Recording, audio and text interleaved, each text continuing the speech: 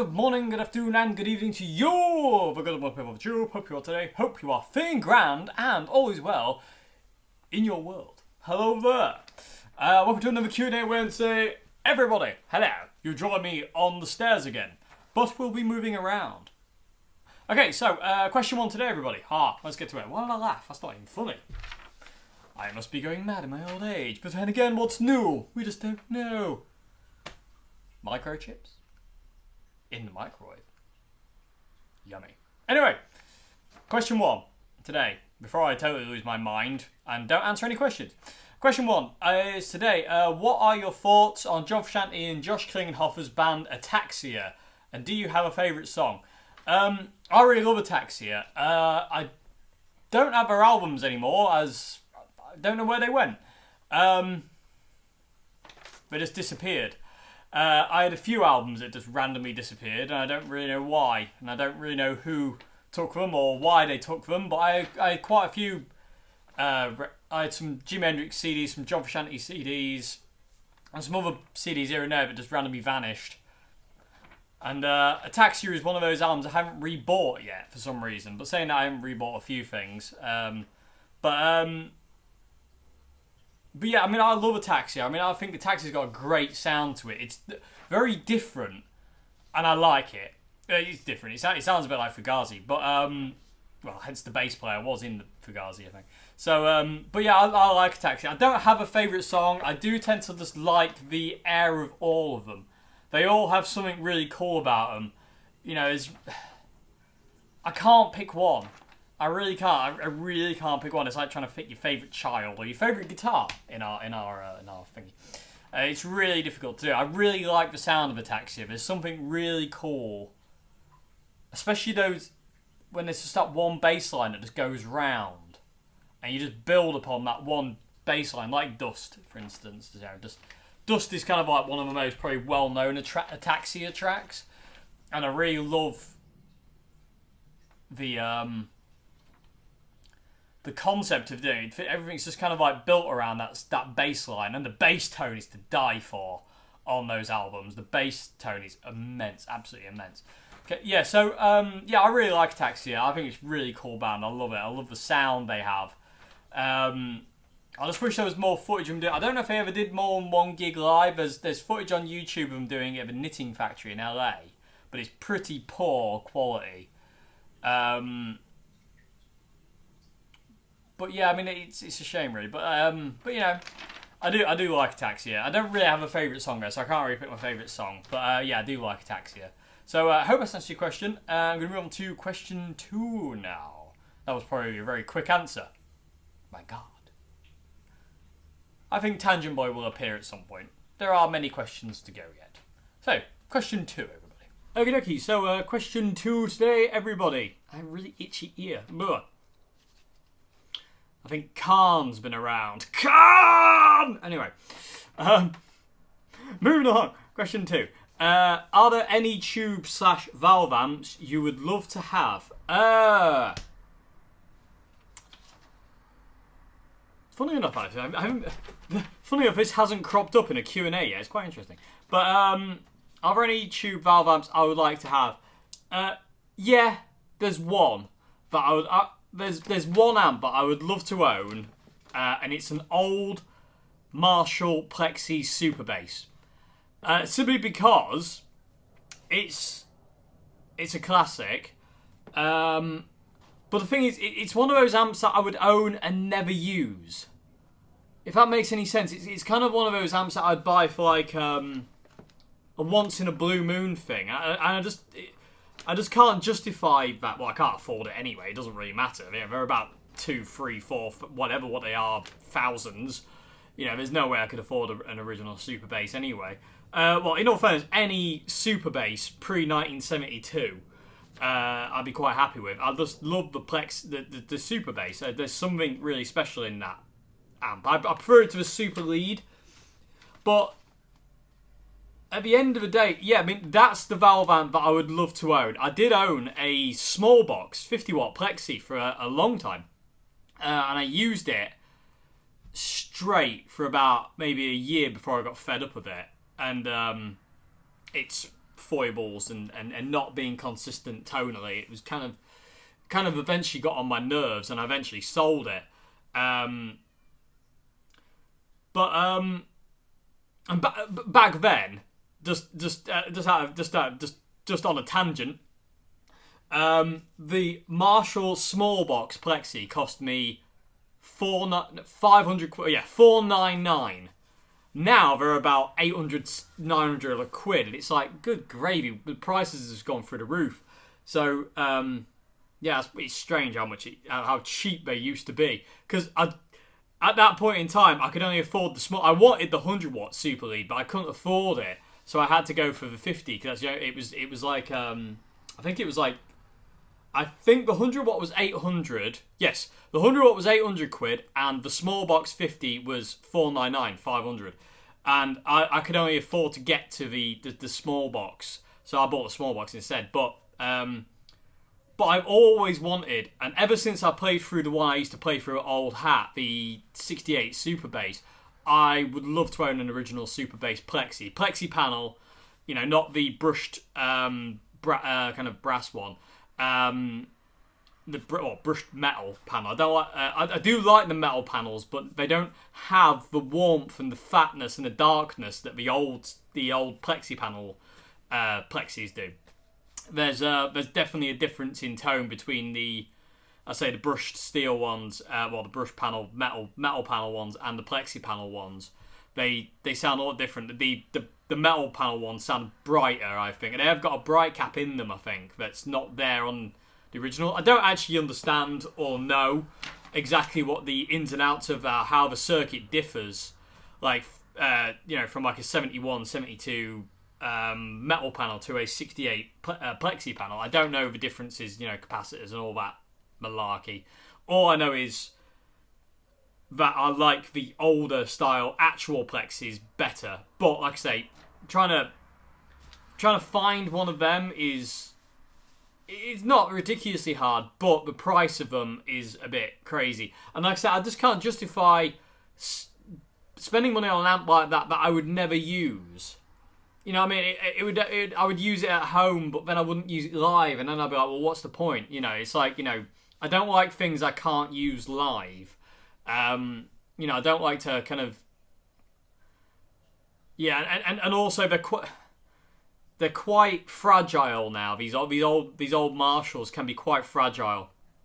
And I think I would like to buy one that's already been kind of modded and kind of messed with a bit. A lot like the 62. Because you're not as precious of it then. You're precious of it immensely, like you have your old stuff. But you're not so worried about, if something breaks, you can just replace it. You're not like, you're not ripping apart a mint condition amplifier or guitar to replace one part when it's died. So I think if I was after a Plexi, it would have to have already been kind of messed with and tweaked and whatnot. But yeah, that is the valve amp I would love to own, but if I don't ever own a Plexi like that in my life, I'm not going to lose sleep over it. Because the amps I've got, I love more than anything. A old Marshall Super Bass is certainly not knocking on the back door of any of my amps.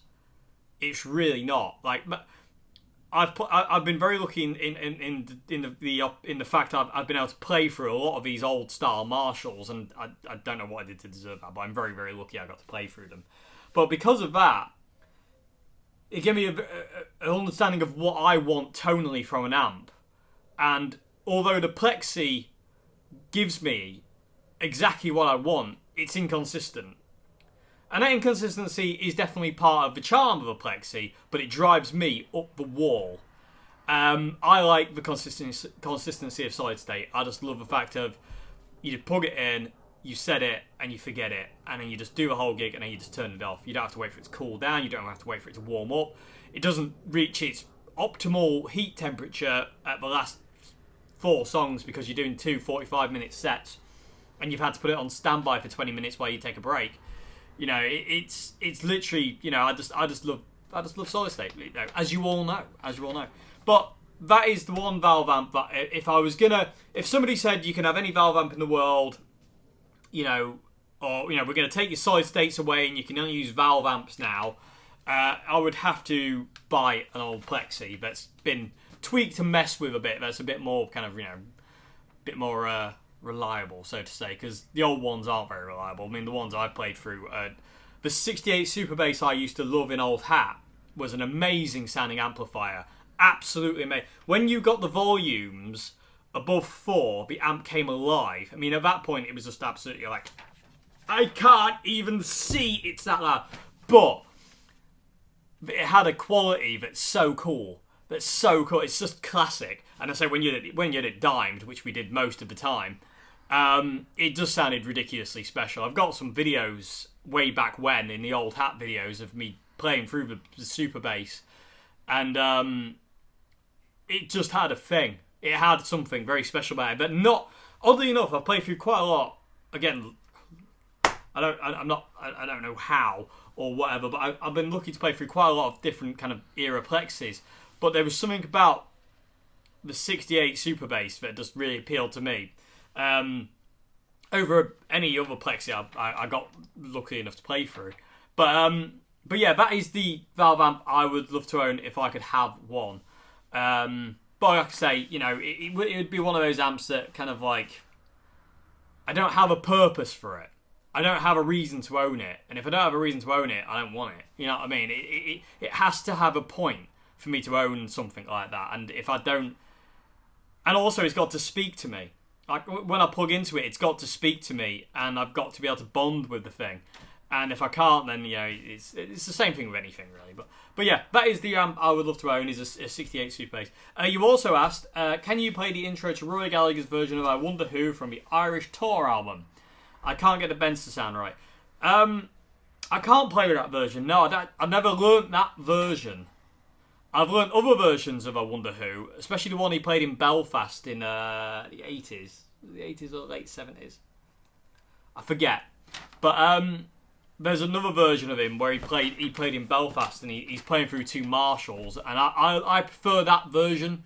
There's something really awesome about that. I just prefer that version. So, but yeah, I know what you mean by the bends, because Rory's got a very aggressive vibrato and a very aggressive way of hitting the guitar, and you can really hear his treble booster in that intro. It's a real squealy kind of guitar tone. It's a really awesome guitar tone. But no, I'm sorry, I can't actually play that version.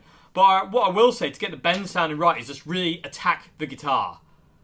Don't kind of like, don't baby it. Dig in really hard and heavy-handed, and just really get, if that makes any, that's not even English. But hopefully you understand what I mean. Just really attack the guitar aggressively, because Rory did. Rory was not light-handed. He really hit the guitar. He could be light-handed when he wanted to be, but when he does stuff like that, he really lays into the guitar. So yeah. But yeah, sorry, I don't know actually how to play that version. I'm sorry, that's a pitiful answer, Dave. Sorry, everybody. But yeah, I hope that's answered your question anyway.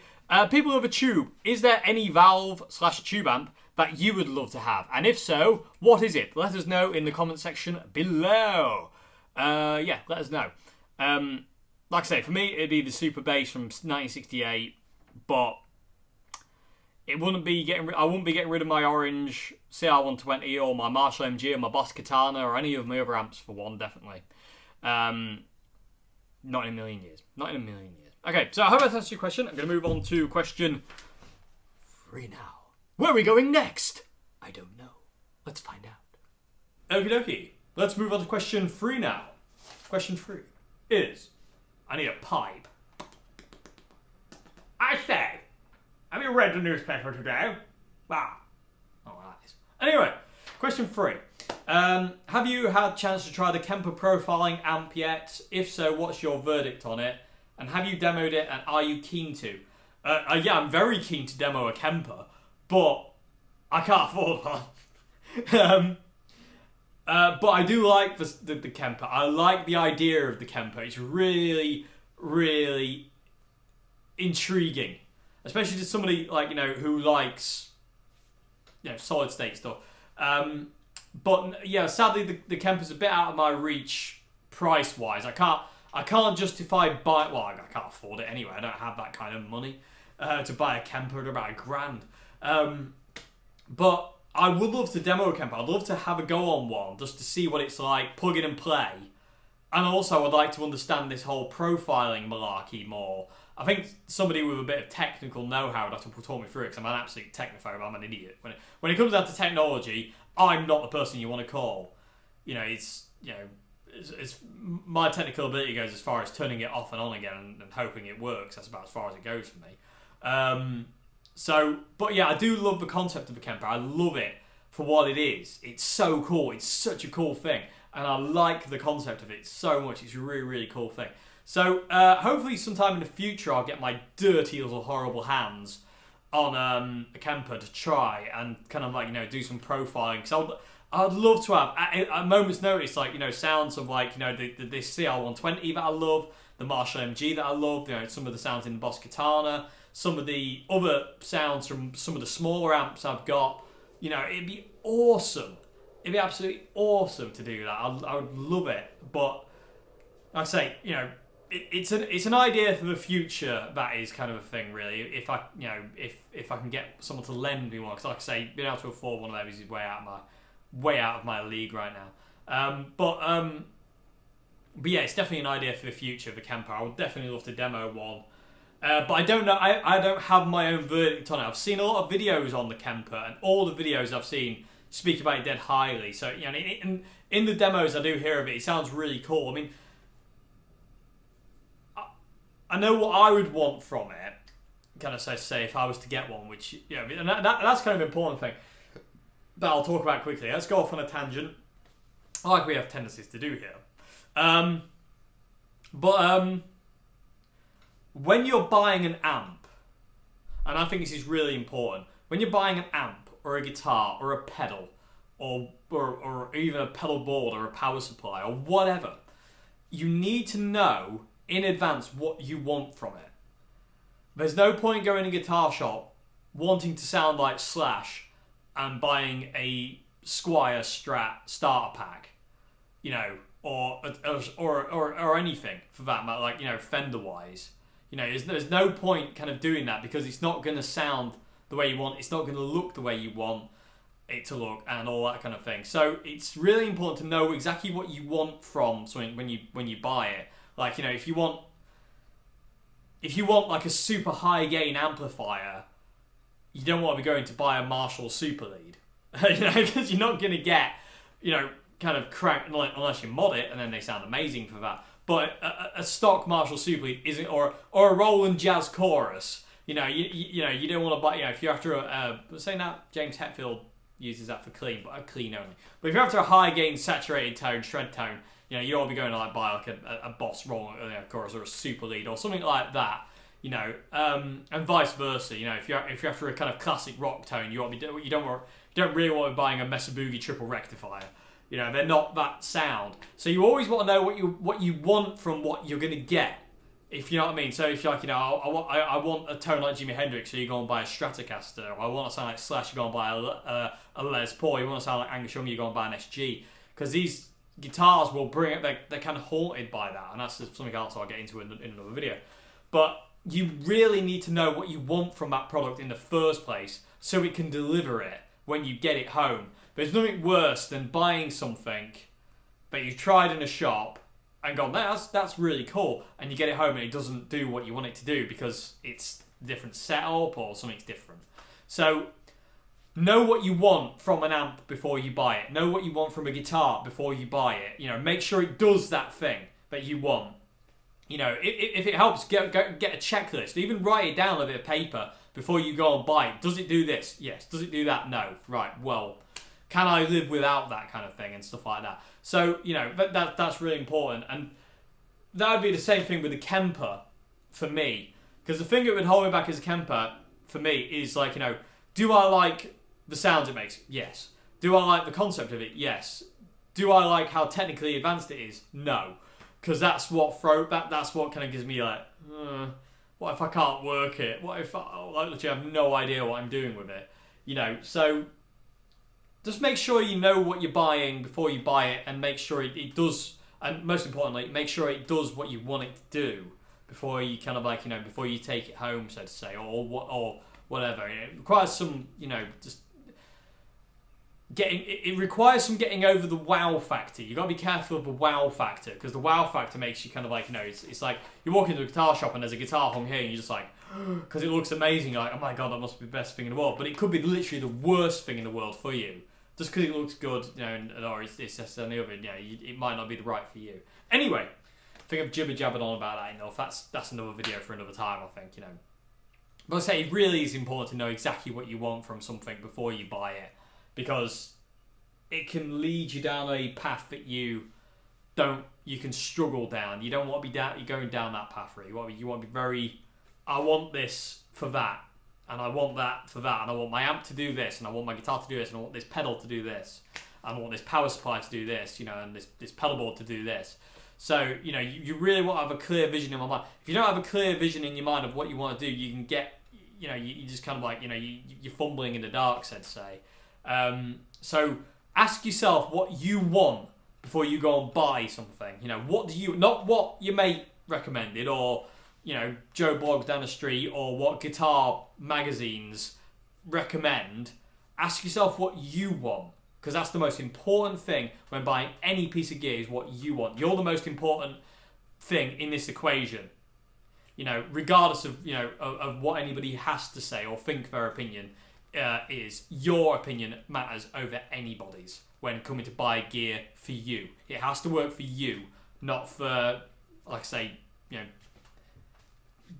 Billy the kid who lives down the street or whatever. So yeah, anyway, coming back to the question. Tangent Boy is in effect. He's here to save the day. Is he? I don't know. We just don't know. But yeah, I would like to try Kemper at some point.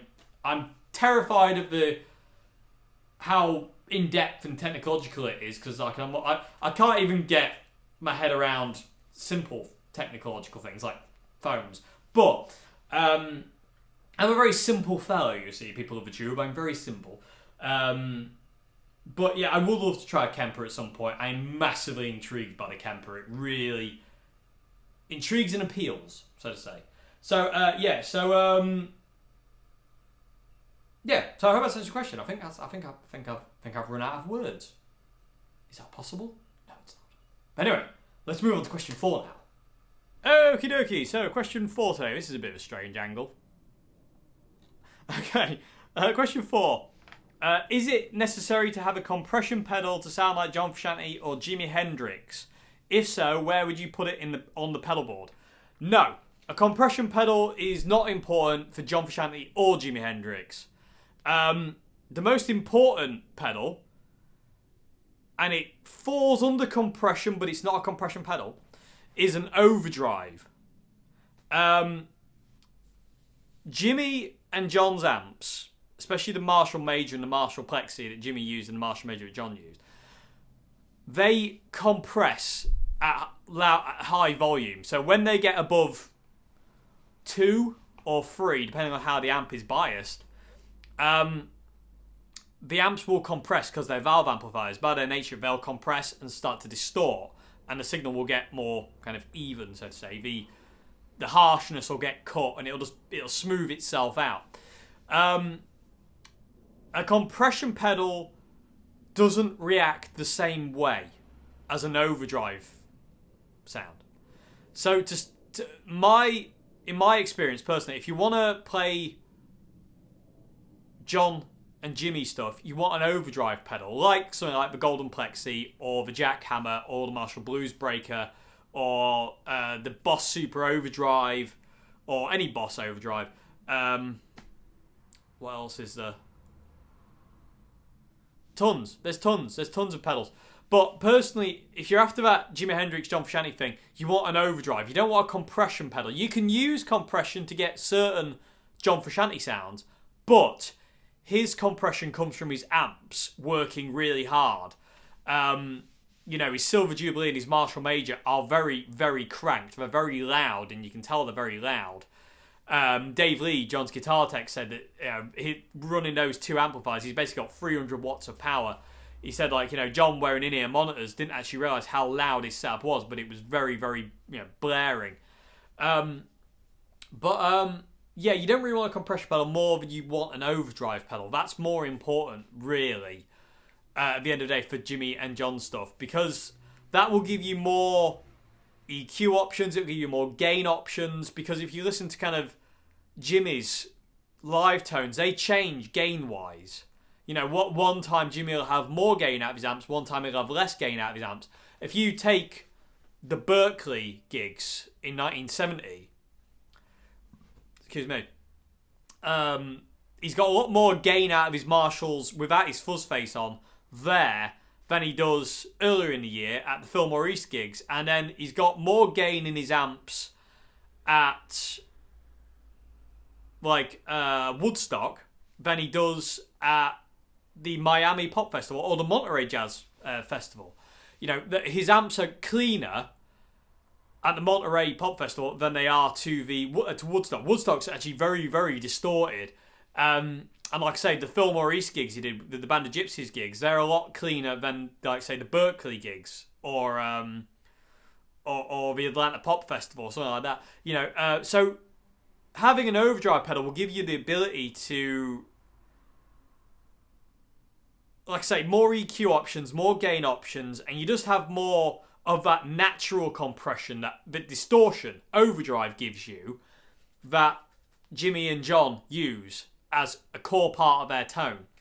And a lot of people did, you know, Robin Trower, Eric Clapton, Peter Green, Danny Kerwin, Jeremy Spencer, Jeff Beck, Eric Clapton. You know, so many of these guys use that kind of, that natural overdrive, that's very, very clean overdrive. It's a really, really, it's very clean. AC/DC are a classic example of that. Angus Young says he doesn't use distortion. His amps are clean. It's like, yeah, but they're not clean. It's just they're distorted naturally. You know, they're not clean, but they've got a real clean tone to them, and that's what you want.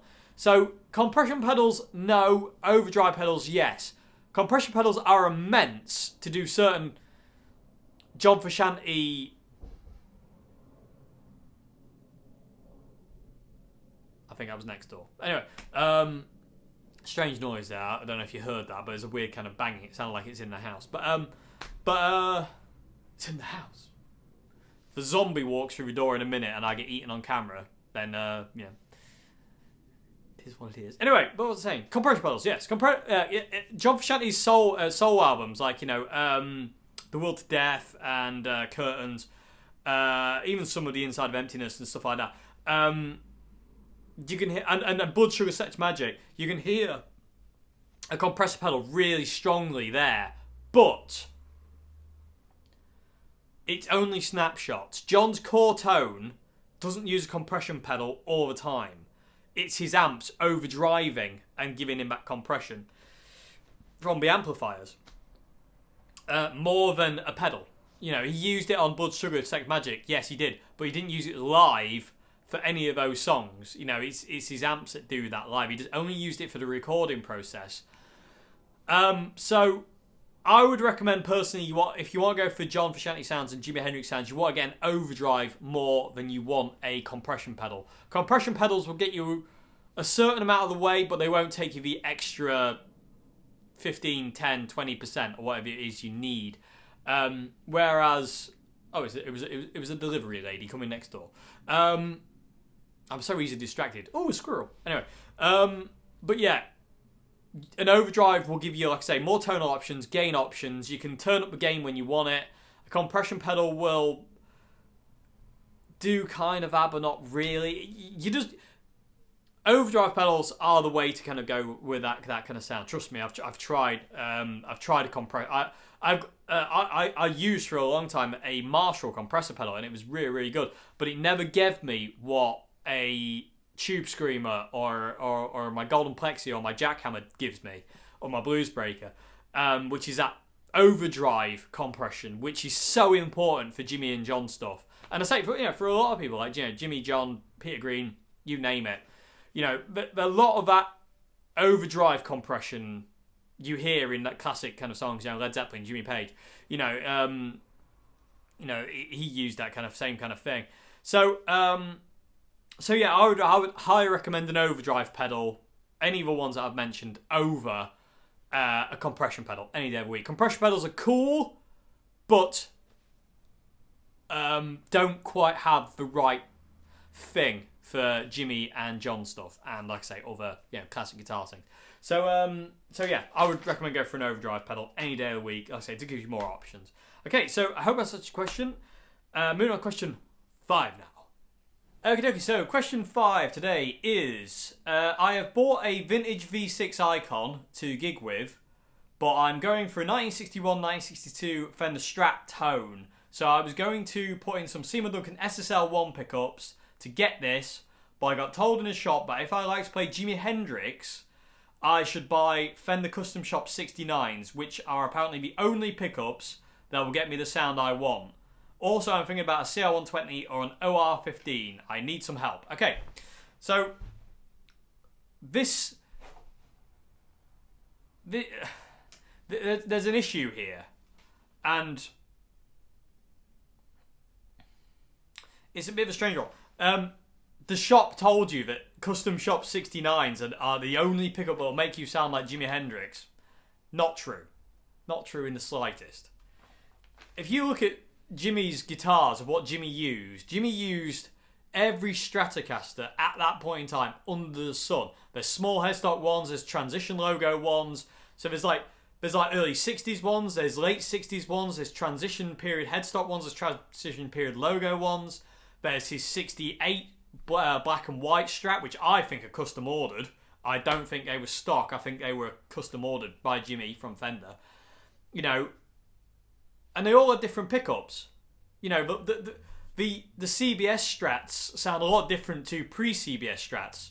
But Jimi still used them and sounded like Jimi. So at the end of the day, I don't agree with that one bit. So I think the shop are leading you astray there.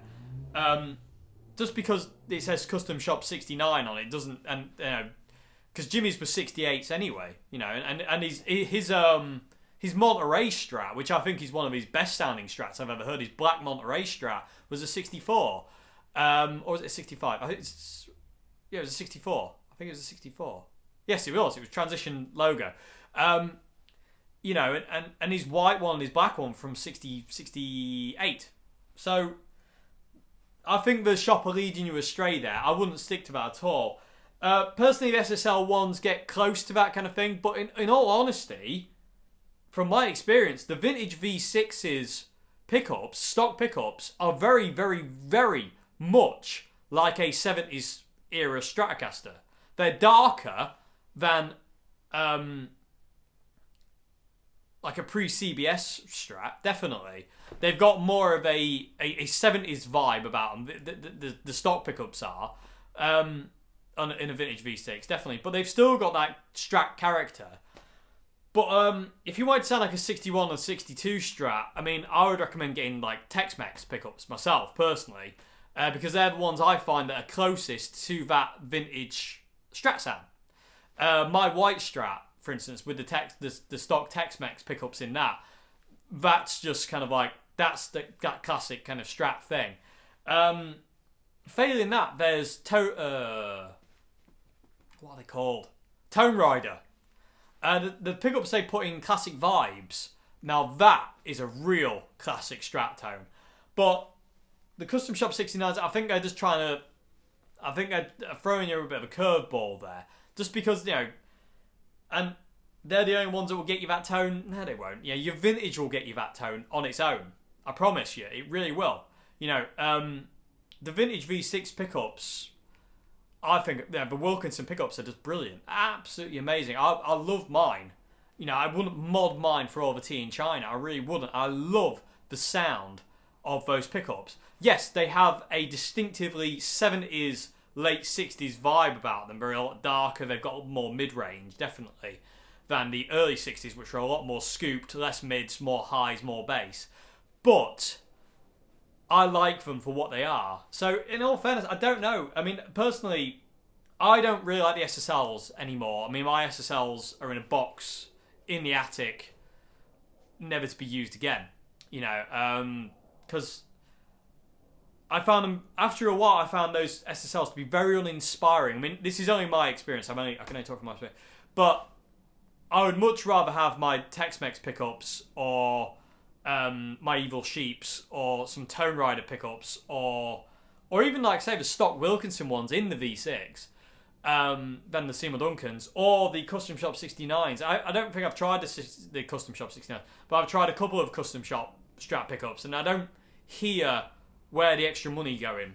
Personally, that's me. I'm sure I'll get murdered for saying stuff like that. But honestly, I've tried quite a lot of these Custom Shop pickups, and I don't hear where the extra money is. So if you're after a 61, 62 Strat sound, I would recommend going for something like Tex-Mex pickups over SSLs or the Custom Shop 69s. Personally, for my in my opinion, personally, I just think they have more of that classic old Strat tone, that pre-CBS Strat tone, than the SSLs. The SSLs are very kind of warm sounding. They're not a million miles off the vintage V6's Wilkinsons. The Wilkinsons are a little bit darker than the SSLs, but not a great deal. There's not a great difference between them, in my opinion, personally. But again, saying that this is, I can only speak from my opinion. So I don't know for what this is worth, so to say, really. But yeah, I mean, that's for them to tell you that the Custom Shop 69s are the only ones that will get you that sound is silly. It's absolute nonsense. It really is. Like I say, you look back at Jimi's career and the little Strats he used everything under the sun. And any Strat of any price range will get you that tone. It really will. You could plug in an Encore, and as long as your amps got a really good EQ section, then you can get that kind of Jimi Hendrix kind of tone. You really can. It's all in it's Jimi's tone is a single coil. It's as far as that. That's about as far as it goes. It's much in the same way Slash's tone is a humbucker tone. Or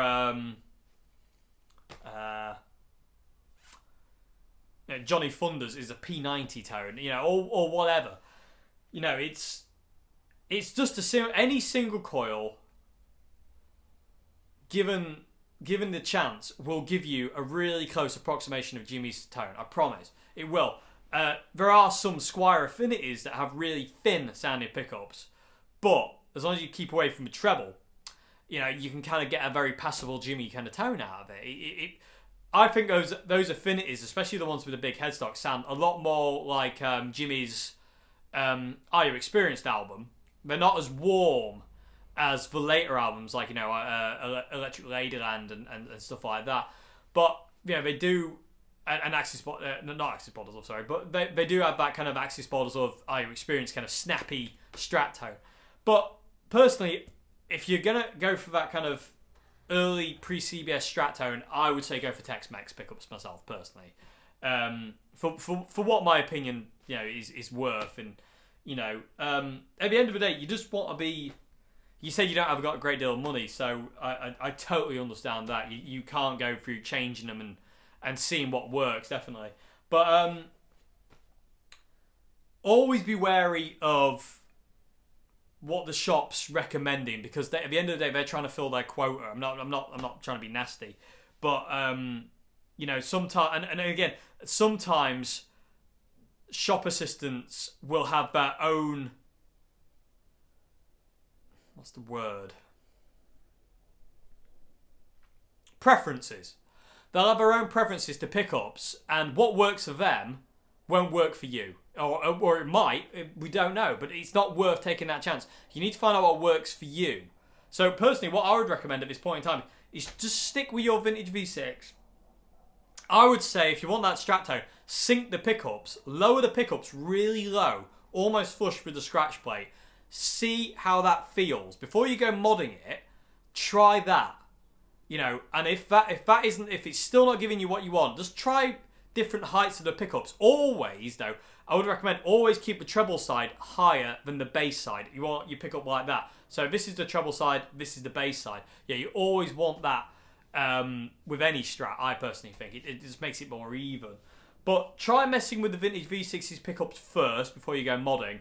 And then if that is still not giving you what you want, I would highly recommend Tex-Mex pickups. They just have that thing. They really do, unless you obviously get a dud set, which unfortunately is one of those risks we all have to take when buying pickups, pedals, guitars, amps. You know, there's always a dud somewhere along the line, sadly, and that's a bit annoying to know that one day that could happen.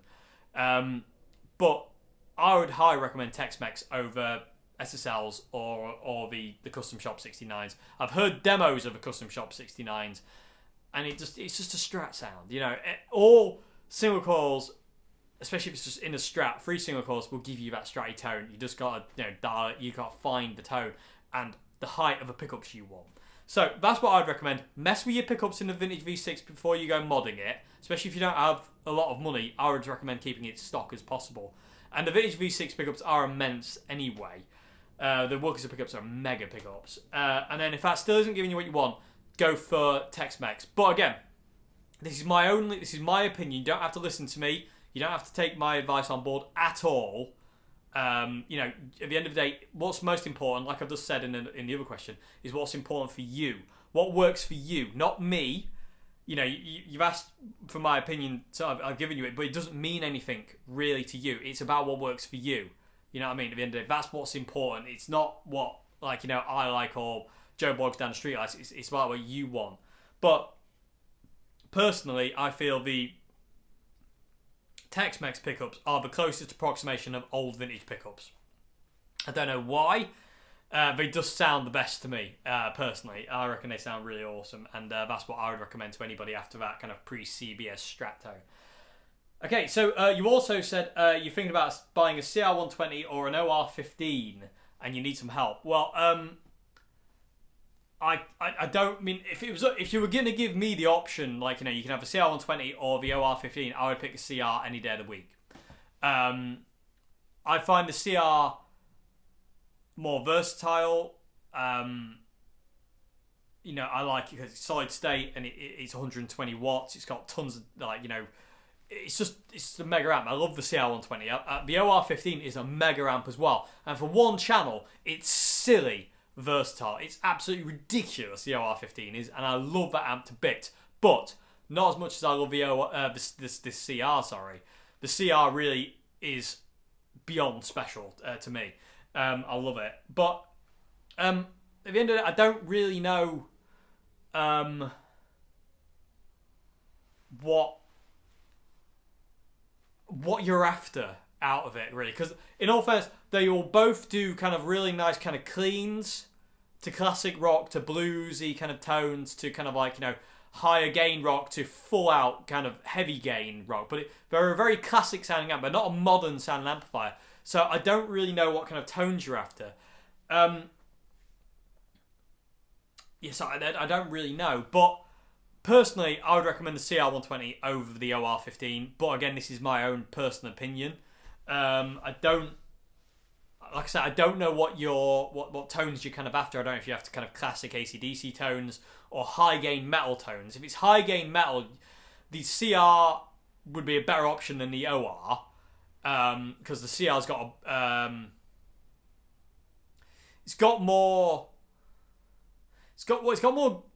hasn't got more gain than the OR, but it's just got you can take the CR from real classic to really modern, whereas the OR is a very classic sounding amplifier. It's a real beefy kind of sound. You can still get it to do high gain kind of shreddy stuff, but the CR will do it a lot easier. And also the CR's got the ability of having two channels and a reverb and 3 different reverbs. And the OR doesn't have built-in reverb. It's just one channel, what you see is what you get kind of thing, which is awesome. But it's very limiting in that option. You don't have reverb on the OR either. But like I say, I don't really know what you're after tonally.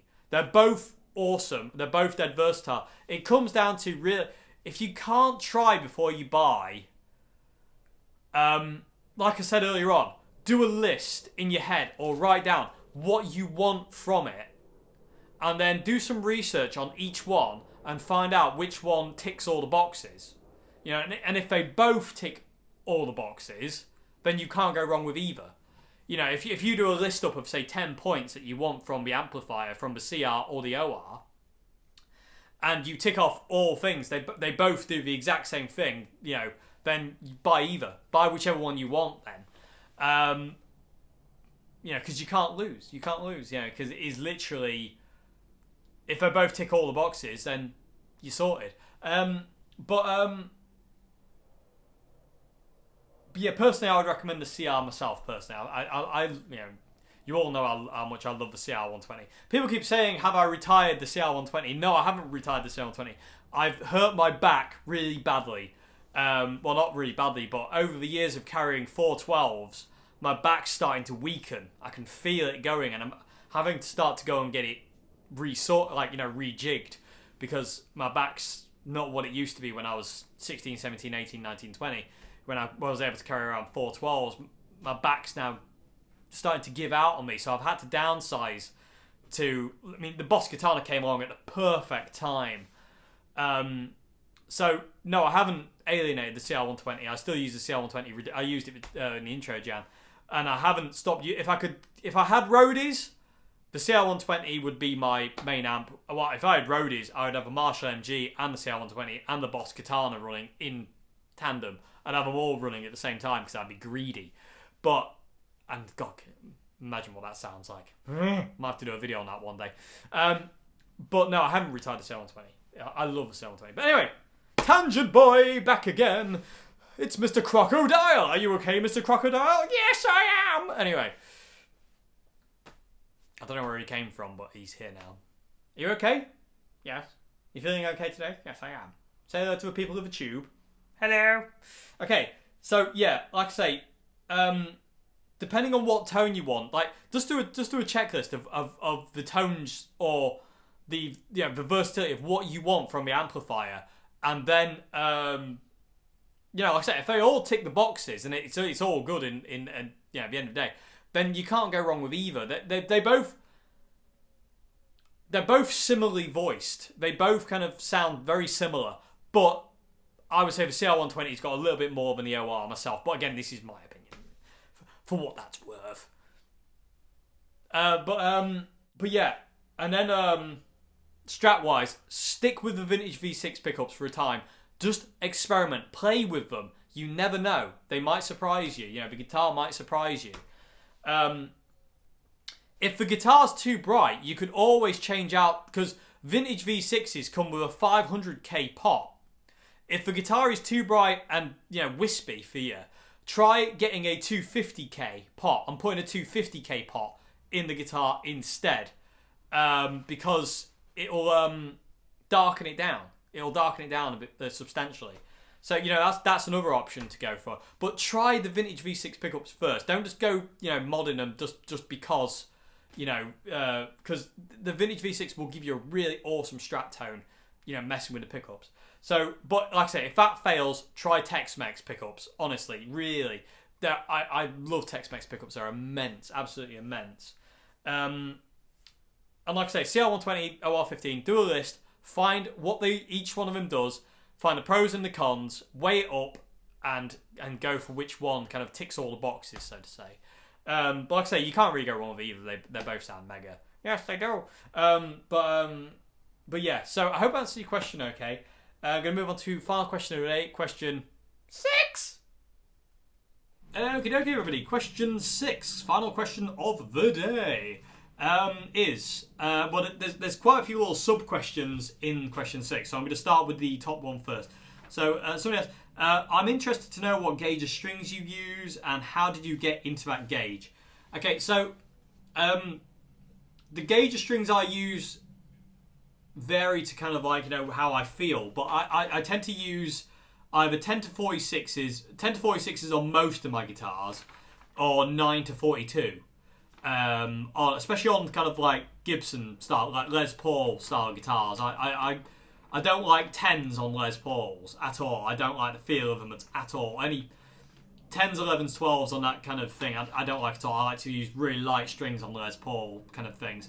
And my Revelations, because they've got a kind of Gibson-y kind of neck, I use 9s on all my Revelations. So my quad and my thin line, they've all got 9s on them. Because I just like the way it feels more. I don't know why, but it must be something to do with the necks. But they're the two string gauges I use, like 9s or 10s.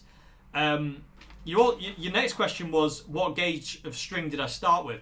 I initially started with gauge 9 to 42s. They're the strings I used throughout the first year of playing. I used 9s. Well, a year and a half of playing, I used 9s. And I'd recommend that to anybody. When you're a beginner, you got to be using the lightest gauge of string possible, 7s or 8s. You don't want to be using heavy strings off from the get-go. You got to be using light string, low action. That's what you want to be doing, definitely. So yeah, how did I get into using gauge 10s? Well, I found out John Frusciante and Matt Bellamy used 10s. I remember reading an article with John Frusciante's guitar tech saying that John used gauge 10s, but with John they used to throw the high E string away and use an 11 on his high E, just because he bends like a madman. But and also I read an article with Matt Bellamy when he said he used 10s, and that was made me kind of go, oh, I'm going to give 10s a go instead of 9s, and I went to 10s, and kind of that was that really. So that's how I got into using gauge 10s, because of John Frusciante and Matt Bellamy. But I still flip between the two. I still love 9s and I love 10s. It just depends how I feel, really. I've got a guitar set up with 9s. I've got a guitar set up with 10s. It just yeah, like I say, if it's a Gibson style guitar, I'll always have 9s on it. I'll never have 10s on a Gibson style guitar. I just do not like the feel of it whatsoever. It feels wrong to me. I just can't get on with it. They feel dead stiff and tight and like this, and I can't stand that. The 9s just make it feel a bit more slinkier, and I like that more. And before anybody says, I have tried top wrapping and I don't feel the difference. I'm sorry. And I don't like the look of top wrapping either. And it's you know, I don't get on with the top wrap. I've tried it, but I don't like it. It didn't really do anything for me. No favours or anything. So, but they're the strings I use. They either 9 to 42s or 10 to 46s. Diodario, all the way. I will use Ernie balls if I have to, but I'm not a big fan of Ernie balls. Not over I love Diodario more. But yeah, and also the gauge string I started with was 9s. But yeah, they're the two. But again, I don't feel tied into a gauge. Like sometimes, like if I'm just like, you know what, I want to play 9s for a while. I'll just switch to 9s, or if I want to play 10s, I'll switch back to 10s. You know, I don't hear any tonal difference. You can feel it definitely when you play. 9s are just heavenly. They're just so easy to play. And sometimes you want that, sometimes you don't want that. Sometimes it can be, this is a little bit too easy. You know, you want a bit of a fight sometimes, but sometimes you're like, no, I just want to take it easy. And in the words of B.B. King, why work so hard, so to say. So yeah, either 9s or 10s. That's what I use, you know, kind of religiously, really. I've tried 12s, I've tried 11s, I've tried 13s. Hate them. Hate that kind of string. It's just, it's horrible. I don't know how people, like, you hear stories of Stevie Ray Vaughan using like gauge 14s, and I'm like, how? Superhuman. It's no wonder his finger ends were black. They're horrific. Have you ever seen Stevie Ray Vaughan's fingers? His ends of his fingers, they look horrific. He used to put super glue and glue his calluses on. Anyway, yeah, they're the strings I use. That's the gauge. Like I said, they're always Diodarios, unless... And if I can't get all the Diodarios, they're Ernie balls. But like I said, I'm not a big fan of Ernie balls anymore. When I found Diodario, I was just like, that's me happy. And like I say, in all the videos, I'm a creature of habit. Once I find something that works for me, I don't stray from it. Okay, so... and the gauge set I start with, I start with 942s. Which I'd recommend to any beginner. 9s, 7s and 8s. That's where you want to be if you're a beginner. Low action as well. You also asked, I'm really into Jimi Hendrix and I'm using 9s, but should I go for 10s for a better tone? No, Jimi used 9s. Jimi's high E string was a 38, so it's actually probably lower. Jimi's low E string is thinner than the one you're using now, because the standard 9 gauge comes with a 42 low E and Jimi's was a 38. So, no, I mean, Jimi used light strings. If you look at Woodstock, if you look at the close-ups of Woodstock, of Jimi's white Strat, you can see how ridiculously thin his strings are. Especially during Red House, there's some great close-ups in Red House where you can see how thin Jimi's strings are, and you can see how kind of like easy they move for his hand. So no, I would stick with 9s. If you're happy with 9s, stick with 9s. Do not feel any pressure to go to higher gauge or whatever. You know, they're not going to sound much different, if at all different. You know, it all comes down to kind of like, you know, some of the biggest guitar tones in the world are made with light strings. B.B. King, Billy Gibbons, Jimi Hendrix. You know, they all used Eric Clapton, Peter Green. They all used really light strings, and they got the biggest tones. You know, Jimi Hendrix's Woodstock tone is massive, and his strings are ridiculously thin. Billy Gibbons uses 7s, and his tone's always been, you know, he's really big. And B.B. King, you know, you don't need to mention any other name other than B.B. King when it comes down to big strings, because B.B. King used 9s. You know, and there's that classic story of Billy Gibbons speaking to BB about guitars, and BB noticed that Billy Gibbons had massive strings on his Les Paul, and he goes, "Why are you working so hard?" I mean, that's it. That's it.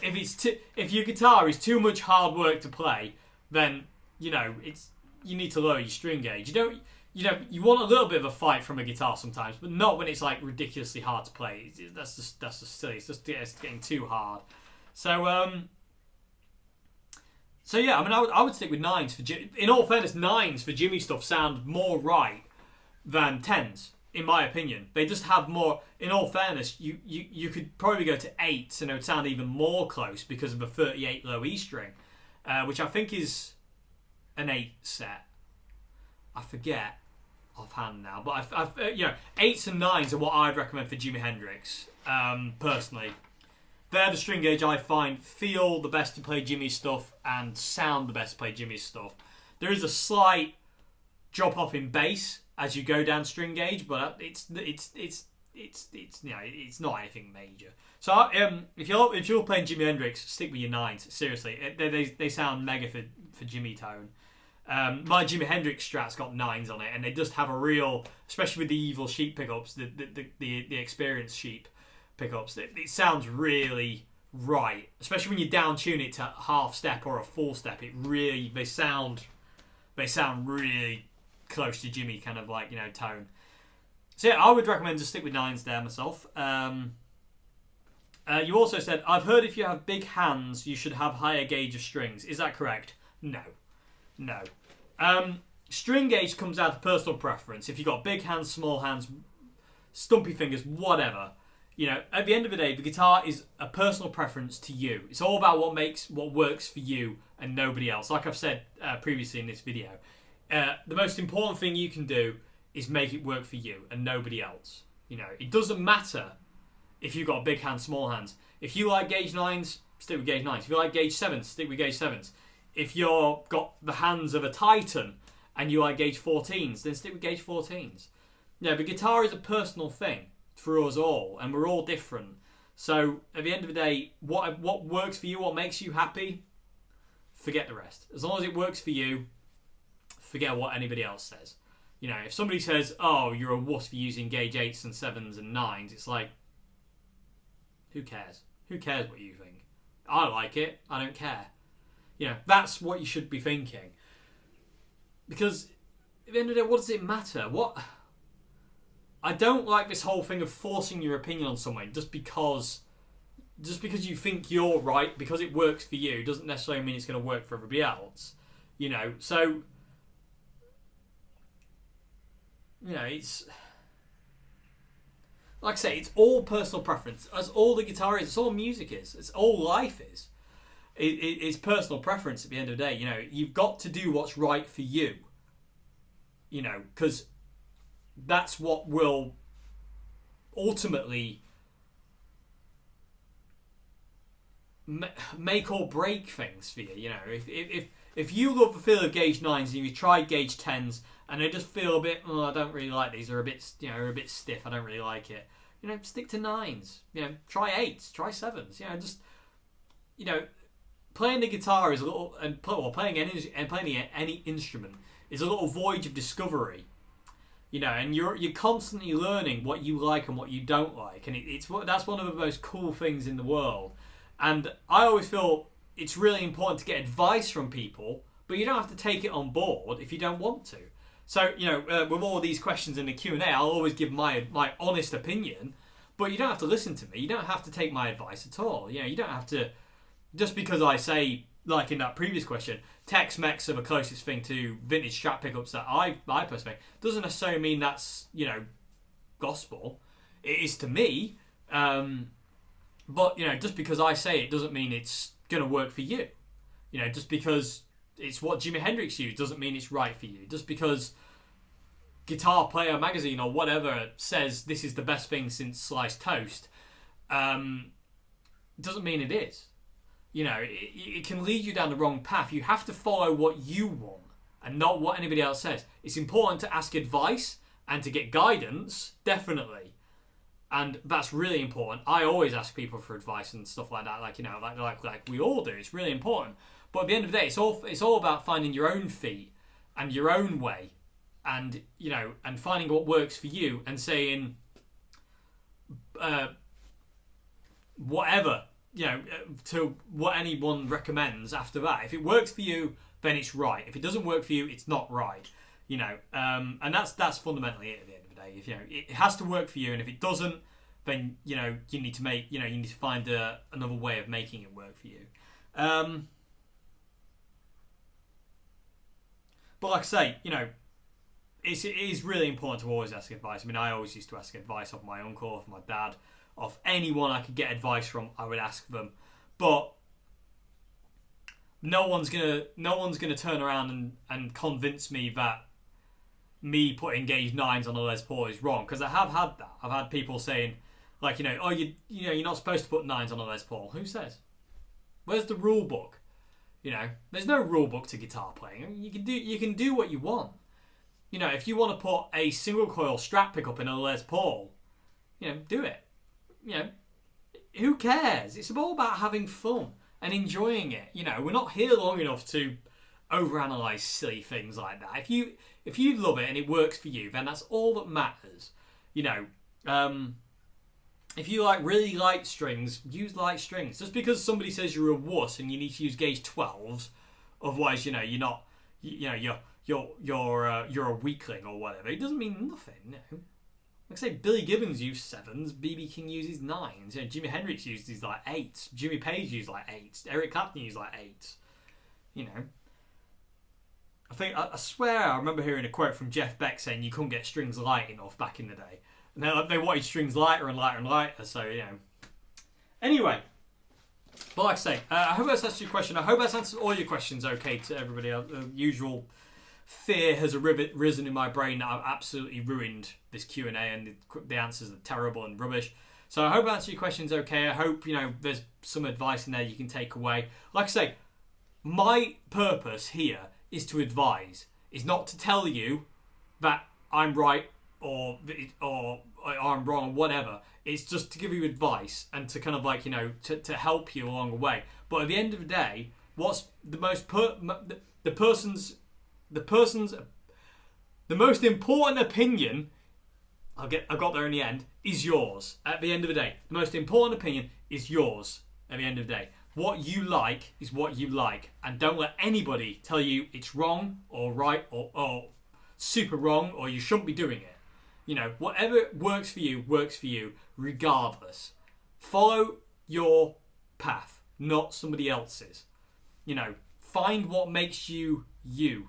Always ask for advice. I would recommend that highly. No one gets anywhere on their own. You always have to ask for help. You always have to ask advice of what to do at certain points. But when that advice starts to clash against what you want and what you like, that's when it's bad advice. So, I hope I've answered your questions okay, everybody. And, yes, I will see you on Friday for another video. I really hope I've answered your questions okay. So, yeah, I'll see you again very soon for another video Friday. And, have a great morning, afternoon, and good evening. And like I say, follow your path. Guitar It has to work for you. You have to be inspired by it for it to work for you. So follow what you want.